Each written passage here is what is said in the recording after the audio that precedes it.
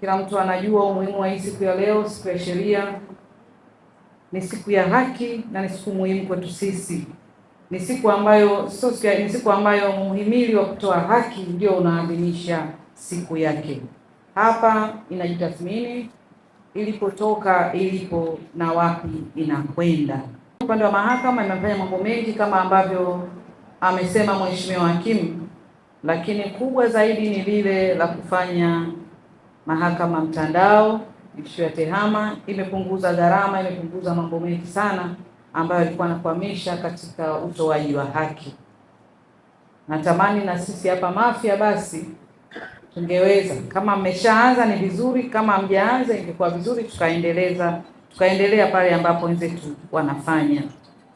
Hakimu unafanya kazi kubwa, lakini ukiwa haupo, umeenda likizo, umeitwa kwenye semina, umeitwa kwenye vikao vya kazi, panakuwa na changamoto ya utoaji haki hapa kwa sababu ya uchache wa watumishi.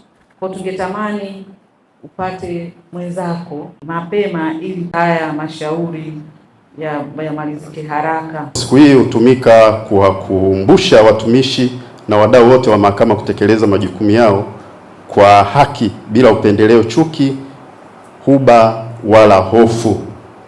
Kila mwaka mahakama hutoa kauli mbiu ambayo hutumika kama mwongozo wa siku ya kilele cha siku ya sheria, na kauli mbiu ya mwaka huu ni mchango wa mahakama katika ustawi wa maendeleo ya taifa. Mwaka 2025 mfumo wa usimamizi wa mashauri kwa njia ya kielektroniki tunaita ECMS uliendelea kuimarishwa na kuunganishwa na wadau 13 wa sekta za haki, ikiwemo chama cha wanasheria Tanganyika wanaita TLS, EWURA, RITA, jeshi la magereza. Hiyo ilikuwa kwa ajili ya kuboresha na kuwezesha kubadilishana taarifa kwa urahisi. Aidha, huduma za mahakama kwa njia ya mtandao zimeimarishwa. Maboresho hayo yameongeza uwajibikaji wa mahakama na kuongeza ufuatiliaji wa mashauri kwa wakati halisi. Sasa TEHAMA kama injini ya maendeleo katika utoaji haki. Kama ilivyo sehemu nyingine za nchi yetu, matumizi ya teknolojia katika utoaji haki yamerahisisha upatikanaji wa huduma za mahakama katika wilaya yetu ya Mafia kwa kutekeleza usikilizwaji wa mashauri kwa wakati, haraka, hivyo kusaidia kupunguza muda ambao wananchi walikuwa wanatumia kwenda kufuata haki. Kwa sasa idadi ya mashauri iliyoamriwa mpaka Disemba 2025 ni kama ifuatavyo. Mahakama ya wilaya ya Mafia ililala na mashauri 16 kwa maana ya pending cases. Mwaka jana Disemba yalikuwa 16.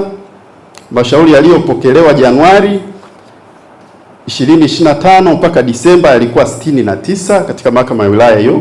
Mashauri yaliyosikilizwa kutoka Januari mpaka Disemba yalikuwa 58, na mashauri yaliyobaki Disemba 2025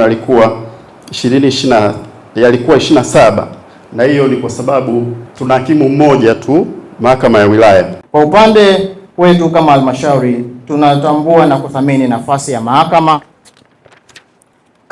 kama mshirika muhimu wa maendeleo.